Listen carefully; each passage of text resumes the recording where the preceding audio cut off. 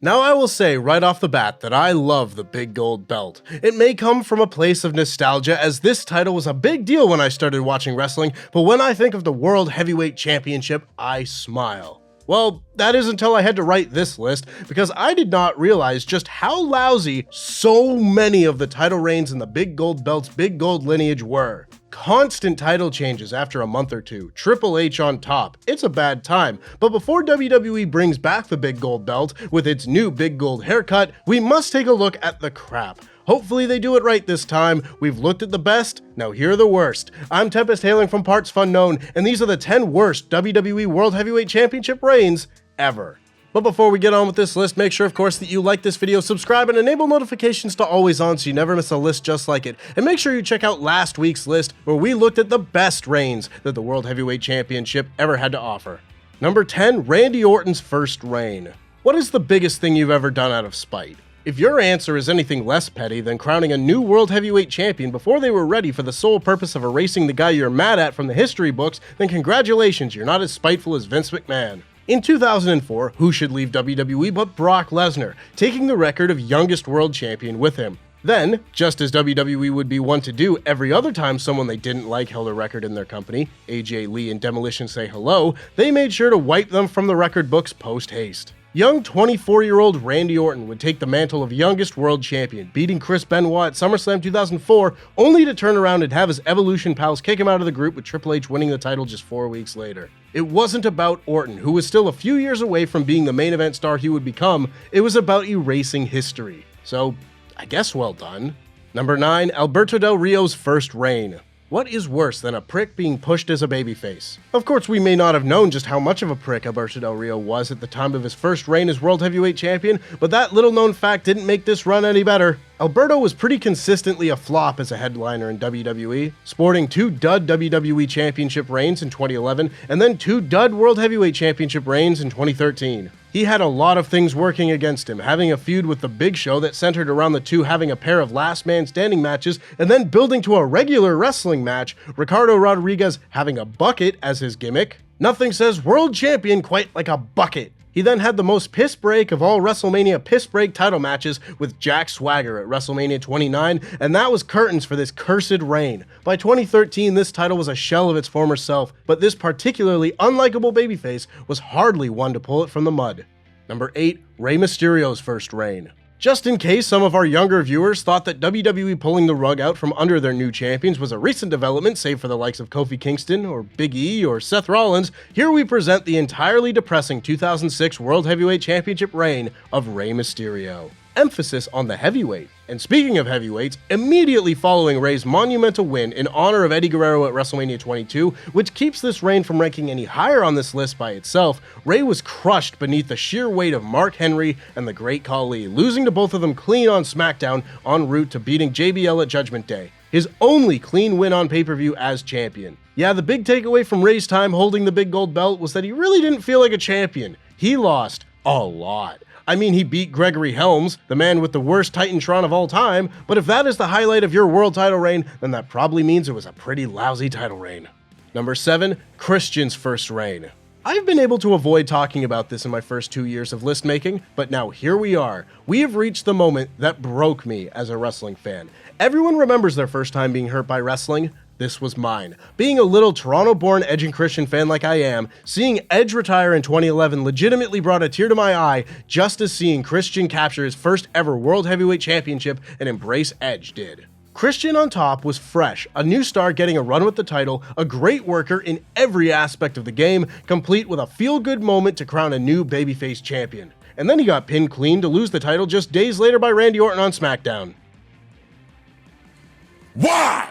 Now, I would be a fool to not point out that this summer-long rivalry between Christian and Orton was fantastic, and that may be ends justifying the means for some, but at the time there was nothing more frustrating than hoping for some new stars to be made after WrestleMania, only to once again find both world titles around the waists of John Cena and Randy Orton. And I mean in terms of reigns, who could possibly argue in favor of Christian's first reign? It was 2 days! 5 if you want to keep in time with WWE canon, but the only canon I want to hear about is the one I want to shoot this title reign out of. Number 6, Dolph Ziggler's second reign. A few of these reigns can really be chalked up to missed potential. In the case of Dolph Ziggler, he had the moment of all crowning moments when he cashed in Money in the Bank the day after WrestleMania 29 to win the World Heavyweight Championship, but an excellent crowning moment does not make a good reign. This was a title reign that had felt like a very long time coming. Finally, Ziggler's moment after having toiled away in the mid-card for years, slowly climbing up the card to the point that he could defeat John Cena in the main event of TLC 2012 before finally becoming champion. And then he got a concussion. One little bump on the noggin, and all that momentum was out the window, and Dolph dropped the title back to Alberto Del Rio in his first title defense. This was a pretty effective double turn, with Del Rio focusing his attacks on Ziggler's head, and could have paid off with Ziggler regaining his title at SummerSlam, this time as a true blue babyface, but no, this was just the end of it all. Vince reportedly only gave Dolph his moment because that was the right thing to do on that night, but had no intention of actually pushing him, which may seem like the logical next step towards creating a new top star, but excuse me when I say that is a tale as old as time.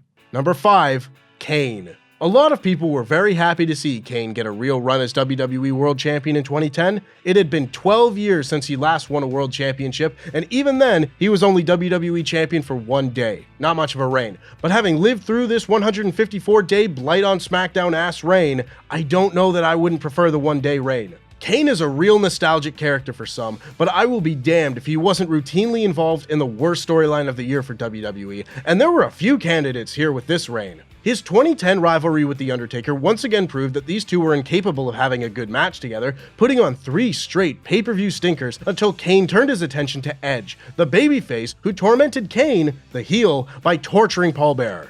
How did he torture the man on a PG show, you ask? Well, he threw dodgeballs at him, covered him in pizza, and then had Kane push him to his death? Well, I guess that last one really wasn't PG, now was it? All in all, this reign was a drag upon the main event scene on SmackDown in 2010, and good for Kane for getting a thank you world title reign, but goddamn if we weren't sick of it by the end.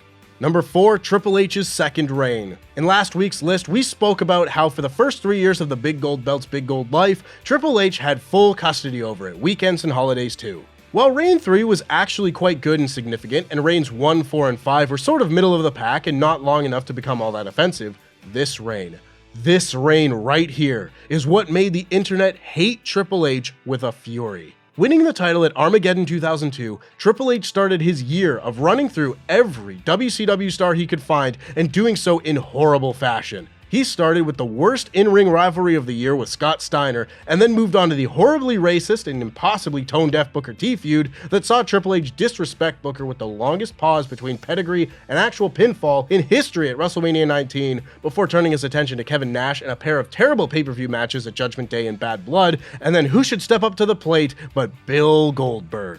Goldberg could have at least ensured that this godforsaken title reign ended when it was supposed to, but nope! Triple H balls that one up too, beating Goldberg at SummerSlam when he had no business to, and may I also remind you that this was the fat-faced, shaven, biker trunks Triple H era. Minus 5 stars just for that! Number 3, all the ones under 20 minutes. This would have been a difficult list to write if half of the entries were just me talking about how the entry in question was longer than the title reign I was actually talking about. I can only make that joke once, and there are 4 of these reigns. WWE loves to do the old switcheroo and crown 2 new champions in one night with the same belt. A new way to say, haha, now you have the shortest title reign of all time. They did it with Jeff Hardy and Big Show with Money in the Bank, and they also did it with poor Dolph Ziggler, who just can't stay away from this list. Hell, he has said himself that he doesn't even count this as a title reign, and I can't imagine why. Perhaps when he fantasized about his big crowning moment, it didn't look like Vicky Guerrero stripping Edge of the title for using his totally normal finisher and awarding the title to Ziggler, only to lose it back to Edge less than 10 minutes later. That one was without a doubt the most damaging, and would hold a spot near the top of this list had it been on its own. Also, Randy Orton's final reign with the belt also only lasted a few minutes as the title was unified with the WWE Championship at the end of TLC 2013, which wouldn't be on this list, but for the sake of this entry, I must cover my bases. Number 2, Jack Swagger. Some of the reigns on this list were just poor, and then we moved on with our big gold lives. But others, like the remaining ones here, are the reigns that really brought this big gold belt down to its big gold depths. Jack Swagger was always a bizarre choice to be Mr. Money in the Bank in 2010. Usually you kind of see big things for the lads chosen: Edge, Rob Van Dam, Mr. Kennedy. There was some thought put in. There was no thought put into World Heavyweight Champion Jack Swagger. Swagger had only won just one singles match on TV in 2010 before winning Money in the Bank, and then just days later on SmackDown, he was the World Heavyweight Champion. Look at his pure excitement. Ooh, I haven't seen someone that excited since the last time I had to write a list about Roddy Piper's blackface. Jack Swagger simply isn't and wasn't a top guy. He was boring, he was a bad promo, and he was somehow huge but also not intimidating. And it must be said that the most over period of his career came when he was cosplaying as a man from Fox News, and I'm just gonna leave that one alone. This reign was actively damaging to the World Heavyweight Championship, that at this point was still on relatively equal footing with the WWE Championship, but after this it just sort of wasn't. And number 1, the Great Khali.